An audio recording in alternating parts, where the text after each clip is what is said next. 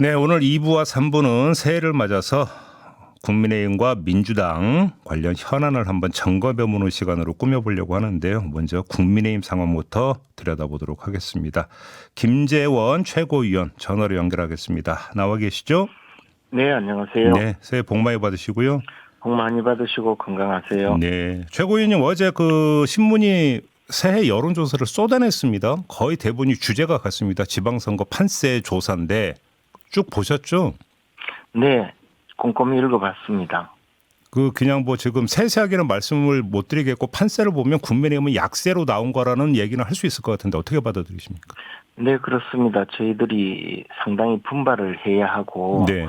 국민들이 우리들에게 어떤 기대를 하고 있는 것인지 또 어떤 점에서 실망을 하고 있는 것인지 자세히 파악을 하고 판단을 해서 저희들이 국민의 물음에 답을 해야 하고 국민의 요구에 따라야 할 것이라고 생각합니다. 근데 최고위원님께서 보시기에 뭐 당 지지율이나 그 개별 광역단체장 뭐 예상 후보들의 경쟁력을 둘째치고 당 지지율도 부진한데 그 주된 원인이 어디에 있다고 자체 평가를 하세요? 기본적으로 우리 당은 우리 당에서 배출한 직전에 두 분의 대통령께서 모두 탄핵을 당하고 임기 중에 직을 그만둔 그런 상황에 있거든요. 네. 그래서 그 정치적 책임이 굉장히 크다고 할 수밖에 없습니다. 그렇기 때문에 그에 대해서 저희들이 이제 국민들께 어떤 정치를 할 것인지 좀 더 확신을 갖도록 저희들이 제대로 해야 할 텐데 아직 그런 점에서 탄핵의 고통 또 탄핵으로 인한 정치적인 책임을 제대로 벗어나지 못하고 있고 새로운 미래를 보여주지 못하고 있다는 점을 저희들이 자각하고 있습니다. 아마 그래서 이런 얘기가 나오는 것 같은데 예를 들어서 오세훈 서울시장이 어제 계엄으로부터 당이 완전히 절연해야 할 때라고 이야기를 하지 않았습니까? 어떻게 받아들이십니까? 동의하십니까?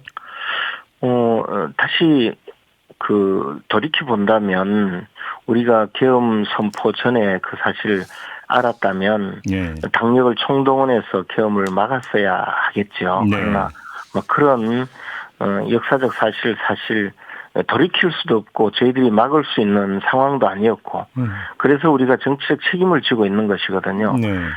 우리가 계엄과 관계없다고 선언하든지 또는 계엄을 잘못되었다고 우리 당의 지금 주요 지휘부나 또 당 구성원인 국회의원들 대부분이 계엄 선포에 대해서 잘못되었다고 지금 판단하고 있고 또 그렇게 공식적으로든 비공식적으로든 그 의사를 정하고 있는 상황에서 다시 사과를 하고 나간다고 해서 그 오세훈 시장님 말씀대로 완전히 전련되지 않거든요. 그래서 그 정치적 책임은 여전히 우리의 몫이고 우리가 책임을 져야 할 상황이기 때문에 보다 새로운 정치 또 이재명 정권에서 우리 야당이 어떤 역할을 할지를 보여주는 것이 더 필요하다고 생각합니다. 근데 지방선거 전에 탄핵의 그림자는 걷어내야 될 거 아닙니까? 당 입장에서는. 당연히 걷어낼 수 있다면 뭐든지 해야 될 거라고 생각합니다. 그러나 말씀드렸다시피 그 정치적 책임을 안고 싸워야 되는 것이 저희들의 현실이기 때문에 그것이 이제 지금 지지율로 나타난 것이라고 봅니다. 최고위원님 말씀 이런 거네요. 지금 예를 들어서 뭐 다시 한번 사과를 하고 절연을 선언한다고 국민들 여론이 얼마나 또 그렇게 확 바뀌겠느냐. 어차피 숙명론이다 안고 가야 된다. 이 말씀이시네요. 그러면? 제 말은 지금 갑자기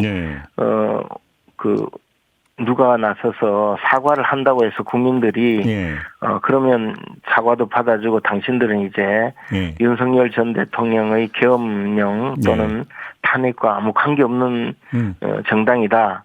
그러니 지금부터 달리보겠다라고 할 수가 있겠느냐는 거죠. 그보다 우리 앞으로도 사과 문제는 사과를 또 해야 될 날이 여러 번 있을지도 모릅니다. 그러나 지금 정치적 행위로서 우리는 사과합니다라고 한다고 그것이 지금 이 상황이 달라지고 이 상황이 극복되는 것이 아니라는 점을 말씀드리는 겁니다. 그보다 훨씬 더 우리가 새롭게 변화하는 모습을 보여주고 또 이제는 그러한 과거의 잘못을 반복하지 않는 정당이라는 것을 보여주는 것이 훨씬 중요하다는 뜻입니다. 네, 어떤 취지의 말씀인지 좀 이해는 되긴 할 것 같아요. 현실적으로. 근데 네. 사과 안 하는 것보다 그래도 사과하는 게 그래도 조금이라도 더 낫지 않겠습니까?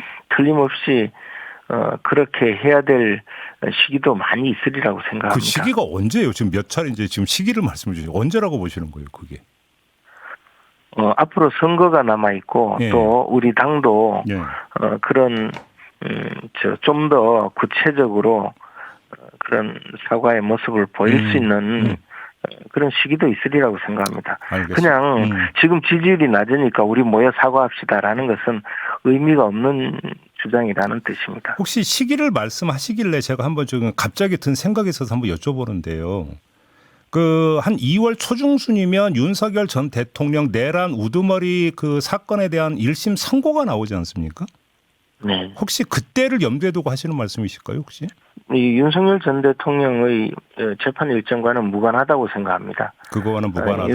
윤석열 전 대통령께서 탈당을 하셨고 예. 이미 그 당시에 당대표격인 비대위원장께서 윤석열 전 대통령에 대해서 당 근처에 얼씬도 하지 마라라는 그런 독설까지 퍼부은 정당이거든요. 그런데 계속 윤석열 전 대통령과 전련해야 된다라고 주장하는 것 자체가 절연이 되지 않는 모습인데요. 우리는 그보다 훨씬 좀 우리의 정치 일정이라든가 네. 우리 당의 이 변화하고 쇄신하는 모습을 보여주는 것이 중요하다고 봅니다. 그러면 장동혁 대표가 계속 강조하고 있는 그 당성이라는 개념이 있잖아요. 네. 최고인으로 이 당성이라는 개념의 그 의미를 어떻게 해석을 하세요? 그것은 지금 말씀하시는 탄핵이나 또는 계엄 선포, 사과 이런 내용과는 무관한 그런 그 시각으로 말씀하시는 걸로 알고 있습니다. 왜냐하면 우리가 다만 그 계엄 탄핵 그리고 지난 대통령 선거 그리고 전당대회 과정을 거치면서 많은 것이 드러났는데 그 중에 하나는 내부의 우리가 흔히 말하는 내부 총질이라는 그런 형태의 내부 공격이 너무 적나라하게 드러났었거든요. 그것이 적어도 정치적 의견의 차이가 있다 하더라도 그것을 내부적으로 표현하는 방식과 또 그 내용이 도가 지나쳐서 이념적인 전투 집단인 이 정당의 구성원으로서 최소한의 함께 가야 한다는 그런 동료의식조차 망각하게 만드는 이런 일이 있다면 이것은 사실 같이 우리가 그 대여 투쟁을 할 수 있을까라는 회의적인 생각이 들 수 있고 동료의식 자체도 굉장히 무너뜨리게 되고 더 나아가서 전열을 흐트러지는 내부의 적이라고 규정될 수도 있을 정도라고 보여지거든요. 그런 정도에 이르지 않도록 해야 되지 않느냐. 또는 더 나아가서 당에 대해서 헌신하고 당을 위해서 정말 그 많은 노력을 하고 있는 분에 대해서는 신상필벌 차원에서도 우대해야 되지 않느냐. 그런 측면에서 말씀하시는 것이고 그것은 지극히 정당하고 옳은 말씀이라고 생각합니다. 그러면 지금 그 최고위원님께서 말씀하신 내부 총질에 지금 그 당원 게시판 문제도 하나의 사례가 될 수 있다고 보시는 겁니까? 특정인을 거명하거나 특정 그 방향으로 말씀드린 건 아니지만 당원 게시판 문제는 그동안에 제가 한동훈 전 대표와 함께 당 지도부에 있을 때 불거진 그런 내용이고 그것을 그때 당시 또는 그 이후에 정당한 방법으로 소명하거나 해결하지 않고 계속 억누르고 숨기고 또는 호도하는 바람에 문제가 자꾸 불거져 나오고 커진 것이거든요. 그 문제는 사실관계를 밝히고 그에 대해서 평가를 하는 것으로 끝내면 된다고 생각합니다. 그것을 무슨 내부 총질 또는 내부의 적이라고까지 제가 규정한 것은 아닙니다. 근데 이 당원 게시판 논란을 보면서 이제 제가 갖고 있는 약간은 좀 빈 게 뭐냐면 저희는 한동훈 전 대표 가족이 도대체 당원 게시판에 무슨 글을 올렸는지를 모르거든요, 사실. 네. 그냥 뭐 이제 그러니까 친한계 쪽이나 이런 데서는 아니 기사 링크 이런 거 좀 올린 게 뭐가 그렇게 큰 문제냐라고 좀 이야기를 하는데 그 수준을 넘어선 겁니까 뭡니까 좀 말씀해 주실 수 있나요? 내용이 어떤 것인가는 이미 다 공개가 되었고요. 네. 천 수백 건의 글이 올라 있었는데 네. 뭐 사실 당원이 그 당 지도부를 비판하거나 좀 비난하거나 뭐 욕을 하거나 하는 것도 어떻게 보면 자유롭다고 생각을 합니다. 그런데 이제 그것 자체를 논란을 벌이는 것이 아니고 네. 그것이 하필이면 당 대표께서 또 본인 한 분이 아니고 지금 그 당무감사위에서 또는 그동안 당원 게시판 문제라는 그 내용 자체가 말씀드린 대로 뭐 내용을 문제 삼거나 또는 그 내용을 비난하는 것이 아니고 당대표 또 그 가족의 명의로 된 여러 가지 계정을 개설하고 네. 그것을 통해서 그 굉장히 많은 내용으로 네. 글을 올리고 네. 또 그것을 마치 당원들이 여론을 이렇게 형성했다라고 하면서 언론에 공개를 해서 언론이 그것을 당원들의 뜻이라고 기사화하면서 일종의 여론 형성을 방해하거나 여론을 호도했다 이런 주장인 것입니다. 이것이. 네, 그리고 통상적으로 당원 게시판에는 한두 명 또는 뭐 소수가 그런 일을 벌이지 못하게 하기 위해서 1일 3회 정도 글을 올리게 규제를 했는데 그것을 피하기 위해서 여러 명의 계정을 만들어서 네.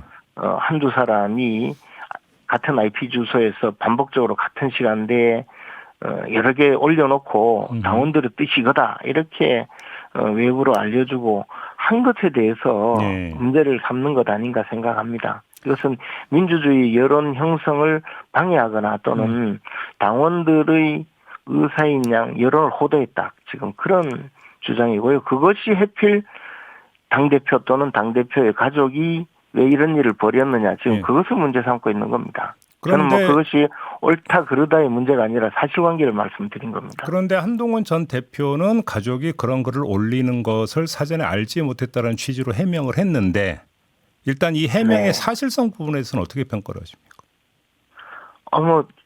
우리가 그 내용 자체를 확인할 수 없으니 그럴 수도 있다고 봅니다. 그래서 당무감사위원회의 주장은 관리 책임이 있지 않느냐. 그리고 같은 집에서 사는 식구가 같은 IP 주소에 한동훈 명의 그리고 가족들 명의로 같은 IP 주소에서 같은 시간에서 여러 차례 수백 차례에 걸쳐 천 건이 훨씬 넘는 그런 글이 반복적으로 오르고 그것이 마치 당원들의 의견인 것처럼 언론에 게시가 되었고 그리고 나서 문제가 되었는데 지금까지 그 내용에 대해서 계속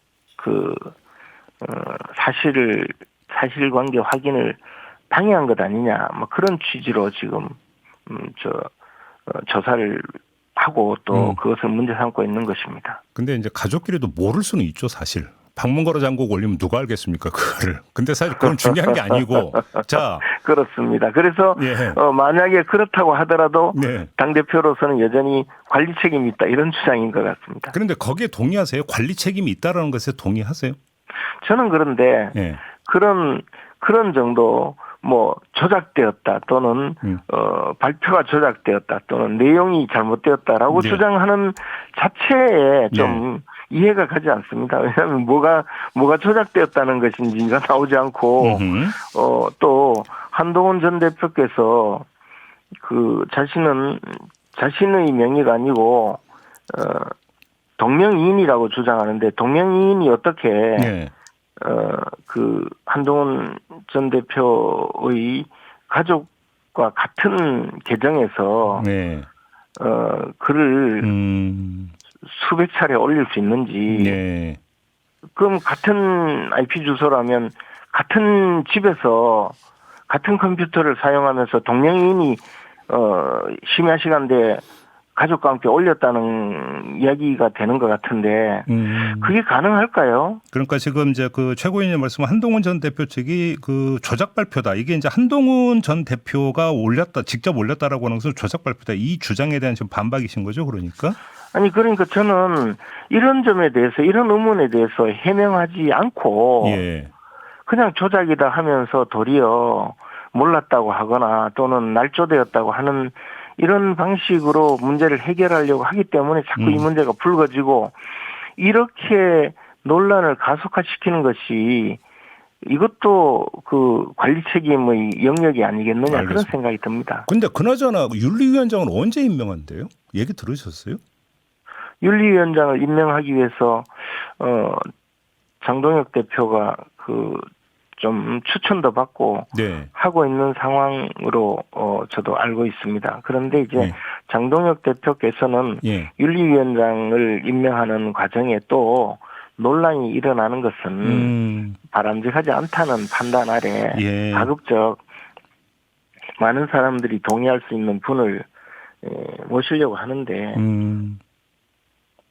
그런 분들은 지금 이 상황을 중시하고 또 맡으려고 하지 않는 바람에 좀 인선의 난항을 겪고 있는 것으로 보여집니다. 그럼 요 문제와 관련해서 요걸 마지막 질문으로 드리겠습니다. 김민수 최고위원은 같이 가기 쉽지 않다라고 말했는데 김민수 최고위원은 이 말에 대체로 공감하십니까? 공감 못하십니까? 어떻습니까?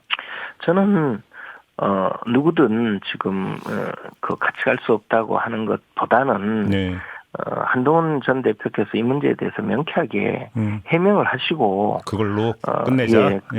아니 그것으로 끝내자 하는 것은 또 윤리위원회에 넘어가 있기 때문에 윤리위원회가 판단하겠지만 적어도 그렇게 되면 명쾌하게 해명을 하고 사과할 일이 있으면 사과를 하시고 그리고 지금 이게 사실 객관적으로 드러나 있는 것을 보면 그렇게 뭐 날조되었다 또는 아니다라고 주장하고 넘어가기에는 좀 어려운 것이 많거든요. 그러면 이 문제를 해결하고 잘못된 부분이 있으면 잘못되었다 하고 또 해명할 게 있으면 해명하고 그렇게 하면서 앞으로 나가야 되지. 이렇게 계속 가면 이게 해결이 안 된다는 것이죠. 알겠습니다. 그렇게 되면 더 악화되지 않겠습니까? 이해운 전 의원 문제 좀 여쭤볼 텐데요. 일단은 좀 그 최근 버전을 먼저 질문 드리고 싶은데 의원 시절에 갑질 문제가 지금 계속 보도가 되고 있습니다. 자, 이 사안은 어느 정도가 심각한 문제라고 그렇게 평가를 하십니까? 그런데 이제 이번에 녹취록이 공개되면서 국민들이 많은 분들이 충격에 빠졌을 텐데요. 저는 사실 이해운 전 의원께서 그렇게 소리 지르거나 그런 일을 벌이는 것을 제 스스로도 봤고 또 그런 얘기를 워낙 많이 들어서 저런 사례가 무수히 많을 거라고 생각됩니다. 봤다는 직접 보셨다는 게 어떤 상황을 말씀하세요? 의원님한테 최고위원님 소리 질렀다는 뜻은 아니 아닐까요? 그게 아니고 보좌진들이 겪는 것을 저도 목격을 했죠. 제가 같이 일을 해본 적이 있어서요. 그래서 이제 이 문제에 대해서 본인은 어떤 정도로 생각하시는지는 몰라도 그게 지금 세월이 많이 달라졌거든요. 과거에 그 이현 전 의원께서 국회의원으로 일하시던 때는 지금부터 좀 이전이지 않습니까? 그런데 그 이후로 특히 직장 내 갑질 문제가 가장 큰 사회적인 그 이슈가 되어 있고 그것이 공직자로서의 품성이나 또는 자질 더 나아가서 자격을 가르는 문제가 되어 있는데 이때 과연 장관직을 맡을 그런 자질이 되겠느냐 자격이 있겠느냐 더 나아가서 이재명 대통령이 이런 분을 데려간 이유가 과연 무엇일까 또 더 나아가서 이게 여의도에 조금만 아는 분한테 확인해 보면 이해운 이분이 어떤 분인지 그 인간 됨됨이에 대해서 다 알았을 텐데 충분히 그것을 검증하고 네. 이혜원 의원을 그 기획예산처 장관으로 발탁을 한 것일 텐데요. 네. 그러면 이 의도가 무엇일까 또 그런 생각까지 하게 만드는 뭐라고 보세요? 상황입니다. 그게. 정말 좀 나쁘게 본다면 단순히 보수 진영을 분열시키자, 흔들어 놓자, 네. 뭐 그런 것일 수 있는데 그 더 나가서 어차피 이런 일이 불거질 테고 그러면 한번 이혜원 의원을 발탁하려고 했는데 보수 진영 사람들은 영 못 쓰겠다. 그래서 그냥 임명을 취소해 버리면 더 웃음꼴로 끝나지 않겠습니까? 그건 무슨 말? 그게 그러니까 이른바 보수 돌려치기다 혹시 이런 얘기입니까? 네, 그런 생각이 들 정도로 네. 이런 의도에 대해서 오히려 의심스러운 생각이 드는 것이죠.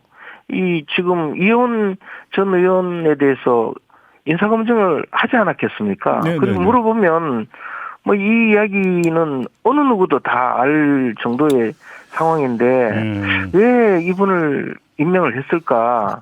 라는 데 대해서 보수의 민낯 공개 차원이다 이 말씀이신가요? 좀 신박한 해석이신 것 같아서. 그렇게 이제 나쁜 뜻으로 받아들일 정도로 예. 이 문제에 대해서는 굉장히 심각한 알겠습니다. 상황인 것이죠. 오늘 최고위원님과 인터뷰를 여론조사 지방선거 판세로 시작을 했으니까 마무리도 좀 그걸로 좀 했으면 좋겠는데요. 최고위원님. 네. 경북지사 도전하십니까? 지금 준비하고 있습니다. 준비하고 있습니까? 경북 지역이 여러 가지로 뭐 어려운 점은 온 국민이 다 알고 있는 상황이고요. 예.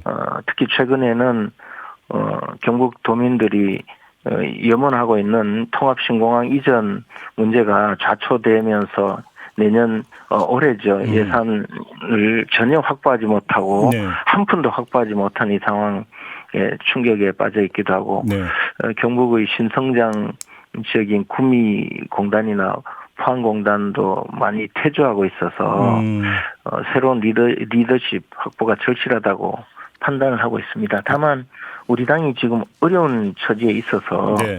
당장에 출마 선언을 한다든가 하는 것은 좀 당에 부담을 주는 것이니만큼 여러 가지 준비 단계에 있습니다. 근데 일전에도 저희 인터뷰 잠깐 그 말씀하셨는데 지금 규정이 최고위원직을 유지하고 그러니까 경선 도전이 가능합니까? 어떻게 되어 있습니까? 그렇습니다. 우리 당은 민주당이 최고위원들이 사퇴를 해서 그것과 연결시키고 있지만 우리 당은 당헌 당규에 대통령 후보가 되려는 분은 대통령 선거일로부터 1년 6개월 전에 선출직 당직을 사퇴하는 규정이 있습니다. 예.